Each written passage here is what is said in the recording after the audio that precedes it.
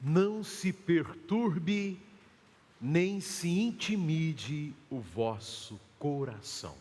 Vamos repetir? Não se perturbe, nem se intimide o vosso coração. Foi da boca para fora ou do coração para dentro? Então põe a mão no coração assim, ó. Isso, vamos repetir essa palavra com fé. Não se perturbe, nem se intimide o vosso coração. Não se perturbe, nem se intimide o vosso coração. É gostosa essa palavra ou não é? É maravilhosa, é maravilhosa. Parece que eu estou ouvindo Jesus falando, olha, não se perturbe, não tenha medo, nem se intimide o vosso coração. Quantas vezes a gente já passou com o coração atribulado, né? A gente usa a expressão, o coração veio à boca, não é isso? Às vezes tem alguma situação que a gente passa e fala, meu Deus, o que está acontecendo? E Jesus de repente vem nos dar essa palavra a gente tem que guardar para sempre, viu? Especialmente você que nos acompanha, aquelas pessoas que vivem angústias, ansiedades, dores profundas, precisam repetir essa palavra, fazer com que essa palavra faça parte de si. Porque Jesus tem autoridade para falar isso. Jesus é verdadeiramente um especialista em coração. E sabe o contexto em que Jesus fala isso? Não era um contexto fácil. Isso que é mais bonito de notar. Primeiro Jesus diz, olha, eu vos dou a minha paz. Eu não dou como o mundo a dá. Portanto, não se perturbe, nem se intimide o vosso coração. A gente está no capítulo 14 do Evangelho de São João. Sabe o que estava acontecendo? Olhem bem o que estava acontecendo. Jesus estava na Santa Ceia com os discípulos. O que aconteceu depois da ceia? Eu estou falando com vocês. Vai voltar todo mundo para a catequese. O que aconteceu depois da ceia? Jesus não foi preso?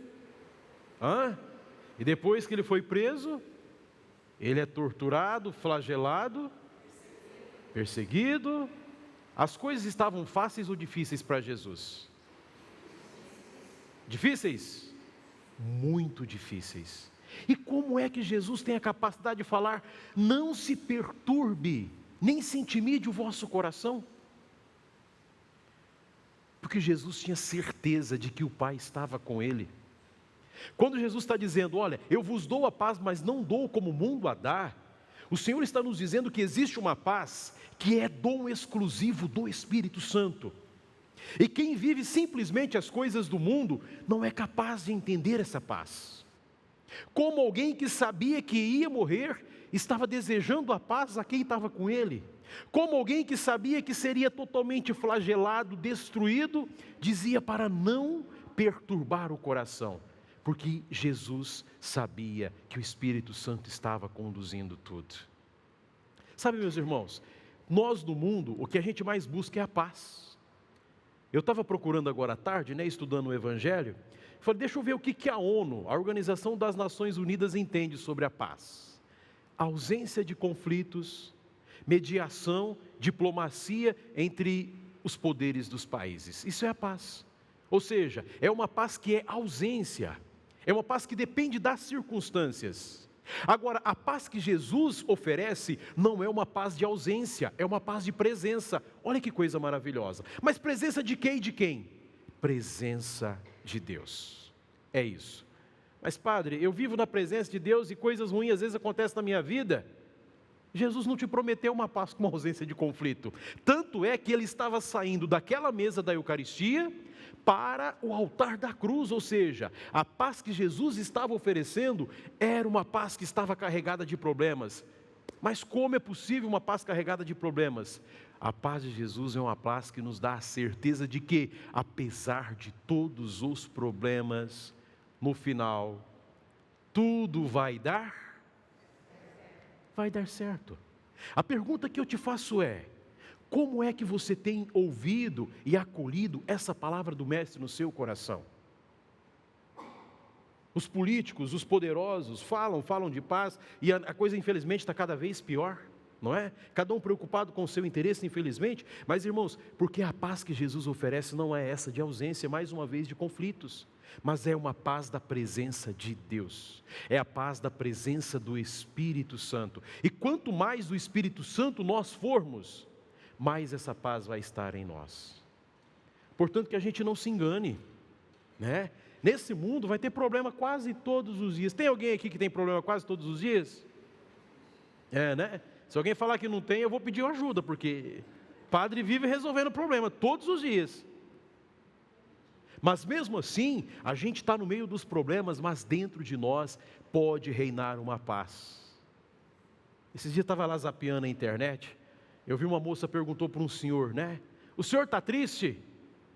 Ela falou, minha filha, tristeza para mim é um luxo, eu não tenho tristeza não. Eu já tenho 75 anos de vida, eu já aprendi muito da vida. Eu achei interessante isso. Com o passar do tempo, a gente vê que mesmo tendo problemas, quando a gente é de Deus, a gente está centradinho. A gente está caminhando com Deus, sofre, sente dor? Claro que sim. Só que a gente não perde nunca o foco. É essa paz que o Senhor Jesus nos oferece. A paz do Senhor esteja sempre convosco. Se não respondesse, ia para a catequese mesmo, depois da missa. O amor de Cristo nos uniu. A paz do Senhor é uma paz que promove a união entre as pessoas. Se a paz do Senhor não é uma paz de ausência, mas de presença de Deus, eu preciso me perguntar, e a minha presença? Como é a minha presença no meio do mundo? Como é a minha presença junto das pessoas? Como é que é teu nome, hein, minha amiga? Elizabeth. Olha, Elizabeth fez a leitura na missa hoje. Elizabeth, eu vou te fazer uma pergunta, você não precisa responder se for confissão, viu? Como é que é a tua presença na sua família, lá na comunidade? Sabe por quê? Porque tem gente que faz a presença ser um furacão. Não é assim? Tem a presença de algumas pessoas que parece ser mais um furacão. A pessoa chega, aquela união parece que some. Já perceberam isso ou não? Porque às vezes a gente não está centrado em si. Às vezes o nosso coração está tão perturbado, tão carregado de conflitos, que onde a gente chega, ao invés da gente trazer a paz, a gente gera o quê? Divisão, gera conflito. Irmãos, quando nós sentimos o nosso coração perturbado, Elizabeth, sabe o que a gente tem que fazer, tem que procurar? Procura um sacrário. Procura uma igreja e um sacrário. Vai diante de Jesus. Como é que é o nome da senhora? Vera. Vera, sabia que esse é o nome de mãe mais bonito que existe? É o nome de mãe mais bonito que existe. Minha mãe se chama Vera. A Vera veio me perguntar se eu rezei por ela na peregrinação. Por todo mundo que acompanhou. Todo dia. Todo dia tinha terço, todo dia tinha missa. Rezamos por vocês. Sabe, Vera, a gente de fato precisa perguntar como é que a gente está sendo no meio do mundo. Jesus teve 2 discípulos e um deles foi o que escreveu o Evangelho. João e Tiago, eles eram irmãos. Jesus apelidou esses dois, sabe do que? De Boanerges. Isso é um aramaico. Boanerges significa filhos do trovão. Será que os homens eram da pesada ou não? Eram da pesada. Uma vez Jesus estava passando pela Samaria, os samaritanos não quiseram acolher Jesus, eles se aproximaram de Jesus e falaram assim, Senhor, o Senhor quer que a gente peça para vir fogo do céu sobre eles? A presença dos homens era da pesada. Mas o que aconteceu? De tanto conviver com Jesus, São João escreveu esse evangelho maravilhoso que nós acabamos de ouvir. Assim é a nossa presença. Quando a gente sente o coração em conflito, quando nós sentimos as coisas inquietas dentro de nós, precisamos pedir a Deus, Senhor, dá-me o teu Espírito Santo, dá-me o dom da paz, que eu me torne uma pessoa pacífica, que nos ambientes onde eu estiver, eu não extrapole aquilo que de ruim está dentro de mim, mas no ambiente em que eu estiver, que o Senhor me colocar, que eu seja um instrumento da paz. Um instrumento da paz.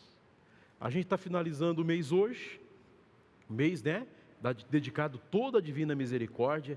Por isso que eu falei que eu acho muito bonito vocês carregando esse coração.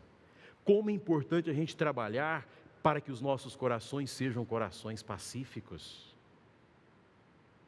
A gente tem que se tornar especialista em coração, especialista em gente. Eu quero fazer o seguinte, eu quero vir na primeira leitura, deixa eu mostrar para vocês uma coisa bonita, e a gente vai encerrar a homilia, senão o padre vai ficar falando demais. Olha só o que nos diz a primeira leitura dos Atos dos Apóstolos. Naqueles dias de Antioquia e Icônio, chegaram judeus que convenceram multidões.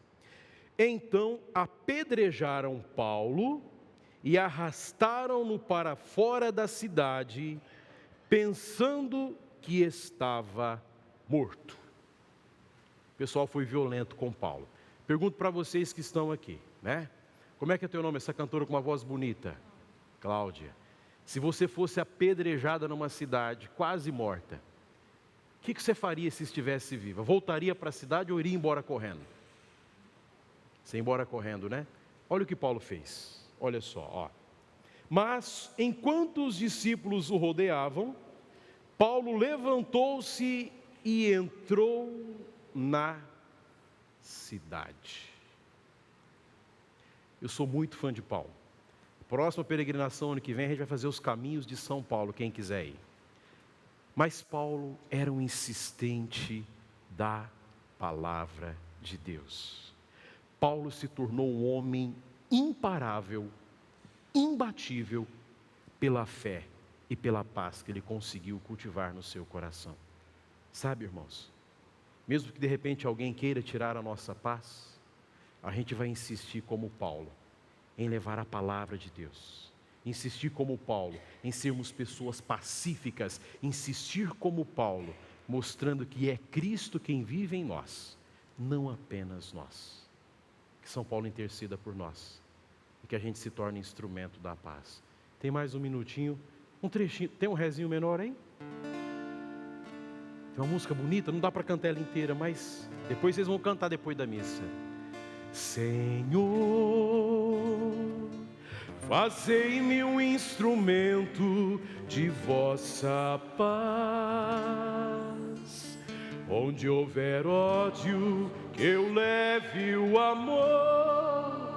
Onde houver ofensa, que eu leve o perdão. Onde houver discórdia, que eu leve a união. Onde houver dúvida, que eu leve a fé. Vamos pular para o final?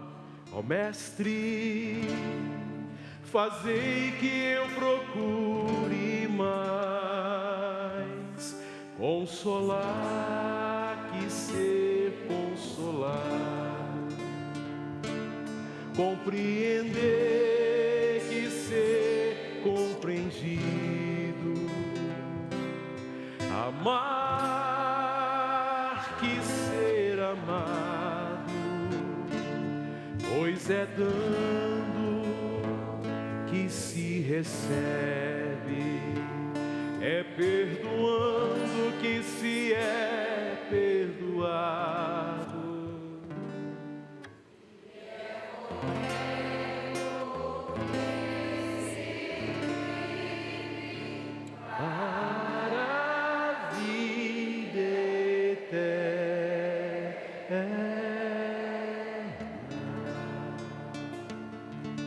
Melhor coral do Brasil está aqui.